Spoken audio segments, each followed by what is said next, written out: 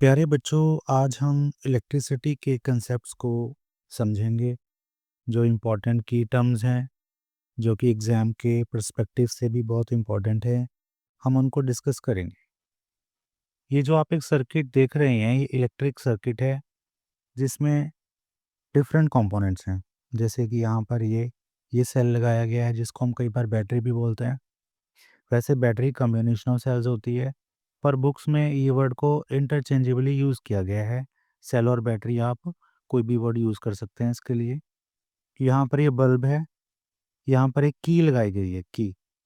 और की का ऑब्जेक्टिव क्या होता है, ये हम बात करेंगे अभी थोड़ी देर में। ये हमारे पास एमीटर है।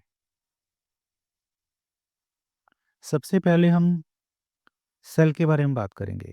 जो ये सेल है, ये सेल आप देख रहे हैं, इसी ने इलेक्ट्रिसिटी प्रोड्यूस करनी है। यहाँ पे सेल के अंदर से इलेक्ट्रॉन मूव करेंगे नेगेटिव से पॉजिटिव की तरफ। ये देखो नेगेटिव टर्मिनल है, नेगेटिव से पॉजिटिव की तरफ इलेक्ट्रॉन मूव करेंगे इस डायरेक्शन में। ठीक है जी। बट जो हम करंट का डायरेक्शन लेते हैं, वो हम इलेक्ट्रॉन्स के डायरेक्शन के अपोजिट लेते हैं। मतलब करंट का डायरेक्शन इस तरफ होगा। जो मैंने एरो मार्क किए हुए हैं, ये करंट का ही डायरेक्शन है। करंट इस डायरेक्शन में मूव कर रहा है। इस चीज़ को आप ध्यान रखें कि direction of current is taken as opposite to the motion of the electrons. Electrons का मोशन था जिस डायरेक्शन में, उसके अपोजिट आपने करंट का डायरेक्शन यहाँ पे लिया है। नेक्स्ट कंपोनेंट है की। ये आप की देख रहे हैं, की का सिंबल जो है, इसके बीच में एक छोटा सा डॉट लगा हुआ है। अगर ये डॉट आप लगाते हैं यहाँ पे, अगर ये डॉट आप लगाते हैं, इसका मतलब है आपने की को प्लग किया हुआ है। और की प्लग करने का मतलब क्या है? इफ़ यू आर प्लगिंग ए की, इसका मतलब आपने सर्किट को ऑन कर दिया है। सर्किट में से करंट को पास होने की आपने परमिशन दे दी है। सर्किट एक लूप में कन्वर्ट हो चुका है, मतलब करंट यहाँ से जाएगा। अगर ये डॉट आप यहाँ पे नहीं लगाएंगे, तो इसका मतलब कि अनप्लग्ड है। की अनप्लग्ड है तो यहाँ से ओपन है। ओपन है तो करंट इसको क्रॉस नहीं कर पाएगा। करंट को क्रॉस करवाने के लिए आपने इसके अंदर की को डाल दिया है। अब ये एक कंटिन्यूटी में है, एक सर्किट कंटिन्यूटी में है और इसको करंट पास कर सकता है। सो इस चीज़ को आप ध्यान रखें कि when this dot is visible, it means की इज प्लग्ड। की को आपने प्लग कर रखा है, और प्लग करने का मतलब क्या है कि आपने करंट को पास होने की परमिशन दे दी है। नेक्स्ट कंपोनेंट देखते हैं कि नेक्स्ट क्या है। यहाँ पे बल्ब है। बल्ब के साथ मैंने आर मेंशन किया है। आर क्यों मेंशन किया है कि अगर कोई भी आप अप्लायंस को कनेक्ट करते हैं, उस अप्लायंस का कुछ ना कुछ रेजिस्टेंस होता है। आपने बल्ब लगाया है, बल्ब का भी रेजिस्टेंस होगा।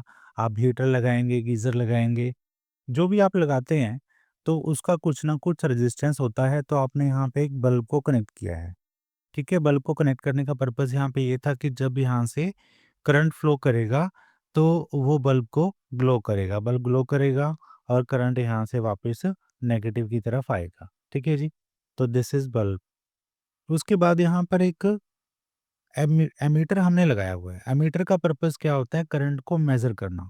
एमीटर को हमेशा सीरीज़ में लगाया जाता है। सीरीज़ में लगाने का मतलब क्या है कि करंट यहाँ से चला, की प्लग्ड है, उसके बीच में से गया, करंट बल्ब के अंदर से क्रॉस होता हुआ एमीटर के भी बीच में से पास करेगा। जितना करंट एमीटर के बीच में से जाएगा, मीटर को क्रॉस करता हुआ जाएगा, वही एमीटर की मेजरमेंट होगी। So it is always taken in care कि एमीटर आप हमेशा सीरीज में लगाएं। एमसीक्यूज में भी आपसे बहुत बार पूछा जाता है कि एमीटर सीरीज में आता है या पैरेलल में, तो आपने सीरीज में इसका आंसर देना है। कई बार आपसे पूछा जाता है कि ऐसा सर्किट आपको शो कर दिया जाएगा और आपसे पूछा जाएगा कि what is the reading inside the meter. तो बेसिकली उस केस में आपको वो करंट निकालने के लिए बोल रहा है। अगर आपको रीडिंग बतानी है मीटर की, इसका मतलब आपको करंट बताना है कि करंट कितना है, इस सर्किट के अंदर पूरा कितना करंट जा रहा है। करंट मेजर करने के लिए ओम्स लॉ आप जानते हैं, V is equal to I R. यहाँ पर कुछ वोल्टेज है और इसका कुछ रेजिस्टेंस भी है। करंट आप निकालना चाहते हैं तो V is equal to I R में जब आप वैल्यूज़ को डाल देंगे, तो आपको करंट की वैल्यू मिल जाएगी। करंट को मेज़र किस में करते हैं? एम्पियर्स में। करंट एम्पियर्स में मेज़र होता है और जो वोल्टेज है वो वोल्ट्स में मेज़र होता है। जो रेजिस्टेंस है वो ओम्स में मेजर होता है, तो इस चीज़ का आपने ध्यान रखना है। इस सर्किट को आप ध्यान से देखिए। इस सर्किट के अंदर मैंने 20 वोल्ट का बैटरी लगाया है और 2 रजिस्टर्स यहाँ पे 4 ओम और 6 ओम के लगाए गए हैं। ठीक है जी। यहाँ से करंट जा रहा है और इन दोनों को क्रॉस करता हुआ दोनों के बीच में से यहाँ पे वापस आएगा करंट। अब यहाँ पे सबसे इम्पोर्टेंट बात ये है कि जो भी करंट यहाँ से चलेगा, सेम अमाउंट ऑफ करंट 4 ओम में से पास होगा, सेम अमाउंट ऑफ करंट 6 ओम में से पास होगा। इसका रीज़न क्या है? रीज़न ये है कि करंट के पास कोई अल्टरनेटिव नहीं है। जो भी करंट यहाँ से चलेगा, अगर उसके पास मल्टीपल पाथ होते, कोई यहाँ से भी कोई जाने का रास्ता होता, कोई यहाँ से भी होता, कुछ यहाँ से होता, तो करंट डिवाइड हो जाता। बट यहाँ पे अभी सिर्फ़ और सिर्फ़ एक ही रास्ता है। जो भी करंट 4 ओम को पास करेगा, यहाँ पे वो कहीं गायब नहीं हो सकता, सेम करंट ही उसको आगे चलना पड़ेगा, 6 ओम में से पास होता हुआ यहाँ तक वापस आएगा। तो यहाँ से हमें एक इम्पॉर्टेंट कंसेप्ट को याद रखना है कि whatever the current is in the first register, that is the same current is flowing through the second registers.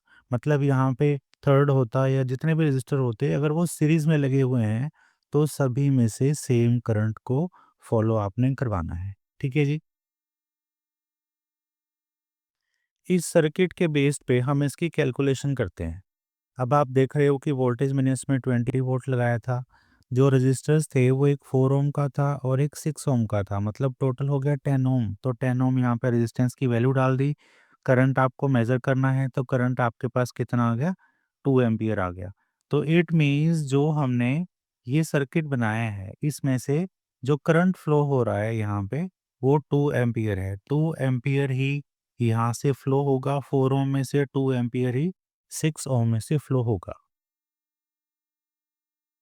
इस सर्किट में अब मैंने यहाँ पर आप देख सकते हैं कि यहाँ पर वोल्ट मीटर लगा दिए। एक वोल्ट मीटर है V1, एक वोल्ट मीटर है V2। मैं सिर्फ ये चेक करना चाहता हूँ कि 4 ओम जो रेजिस्टेंस लगाया है, इसके क्रॉस कितनी वोल्टेज ड्रॉप हो गई है। जो भी आप वोल्टेज लगाते हैं, ये सारी की सारी जो रेजिस्टेंसेस हैं उनमें ड्रॉप हो जाती है, डिस्ट्रीब्यूट हो जाती है। तो मुझे चेक करना है कि 4 ओम के अक्रॉस जो ये वोल्ट मीटर है, ये क्या रीडिंग दिखाएगा। वोल्ट मीटर का काम क्या होता है? वोल्ट मीटर का काम ये होता है कि कोई अगर रेजिस्टेंस है और उसने कुछ वोल्टेज को कंज्यूम किया है, तो उसकी रीडिंग बताए कि कितना वोल्टेज उसने कंज्यूम किया है। इसको ड्रॉप भी कहते हैं कि कितना वोल्टेज ड्रॉप हुआ है। तो यहाँ पे आप एक चीज़ का और ध्यान रखें कि जो वोल्ट मीटर्स हैं वो पैरेलल में लगाए जाते हैं, सीरीज़ में नहीं लगाए जाते। वोल्ट मीटर हमेशा पैरेलल में लगाए जाते हैं। तो यहाँ पर मैंने 2 वोल्ट मीटर्स लगाए हैं और मुझे चेक करना है कि इनकी रीडिंग्स क्या हैं। ठीक है जी? तो आपने अभी-अभी कैलकुलेट किया था कि इसमें से 2 एम्पीयर करंट फ्लो करेगा। तो इसका मतलब यहाँ से भी 2 एम्पीयर जा रहा है, यहाँ से भी 2 एम्पीयर जा रहा है। ठीक है जी? तो ओम्स लॉ के अकॉर्डिंग अगर ये रेजिस्टेंस 4 ओम है और 2 एम्पीयर करंट जा रहा है, तो V equal to I R. तो इट मीन्स V1 जो है ये 2 और 4 का मल्टीप्लिकेशन। ठीक है जी? ये देखिए हमने कैलकुलेशन की है कि जो वोल्ट मीटर V1 है, V1 क्या रीडिंग दिखाएगा? 2 एम्पीयर करंट यहाँ से जा रहा था, 4 ओम रेजिस्टेंस है, तो ओम्स लॉ के according V equal to I R, 4 टू ज़ा 8। तो 8 वोल्ट इस V1 में मेज़र करेगा, V1 की रीडिंग होगी। और सिमिलरली यहाँ से भी क्योंकि 2 एम्पीयर ही जा रहा है, सीरीज़ में करंट सेम होता है, तो 2 ampere multiply by 6 ohm, 12 volt यहाँ पर आएगा। तो 12 वोल्ट V2 के अंदर, 8 वोल्ट V1 के अंदर आप रीडिंग देखेंगे।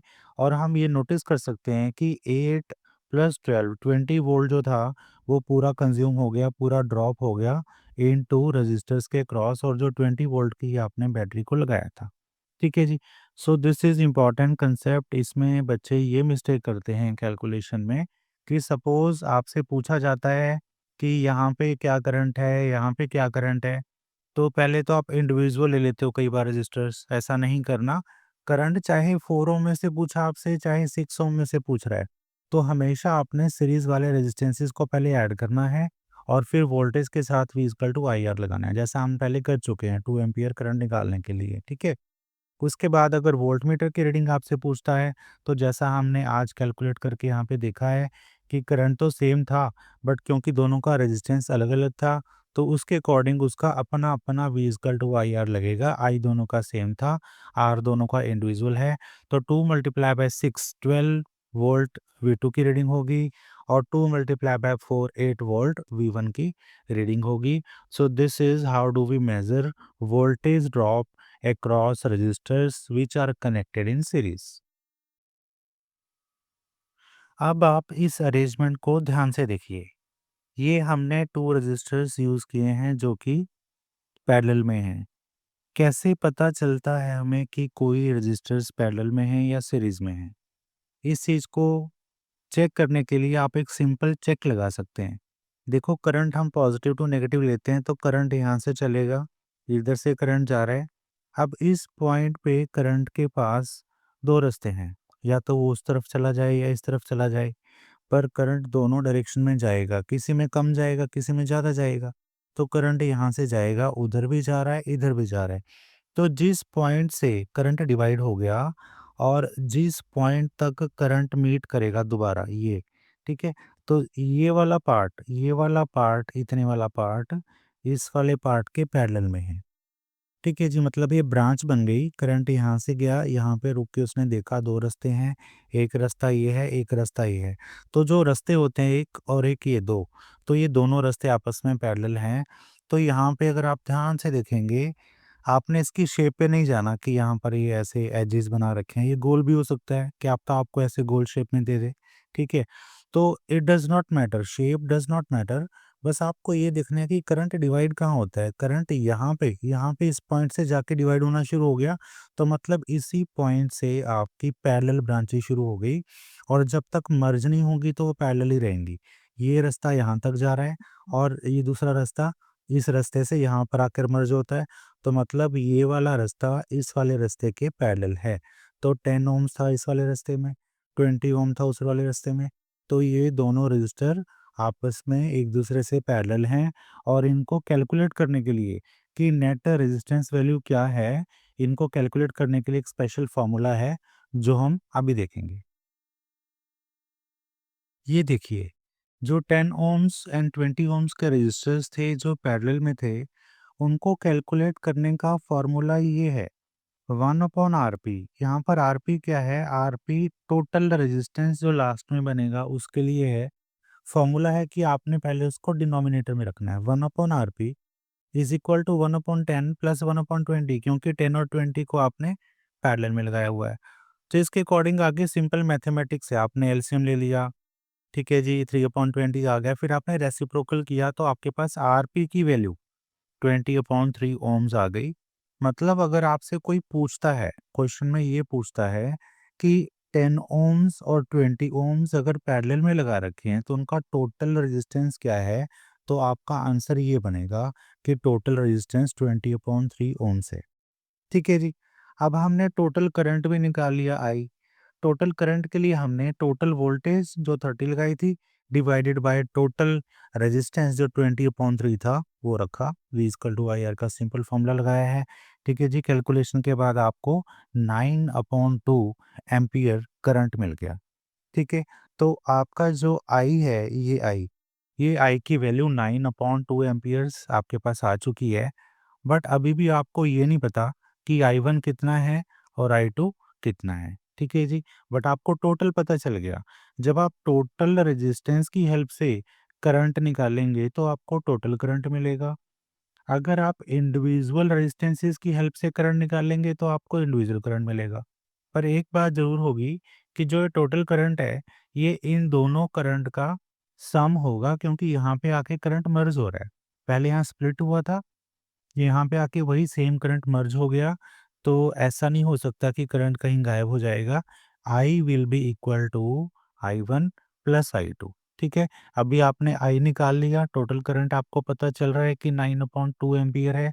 अब हम इंडिविजुअली I1 और I2 को देखेंगे कि क्या उनकी वैल्यूज आती हैं, फिर उनको टोटल करके चेक करेंगे कि क्या वो I के इक्वल बनेगा। तो लेट अस सी।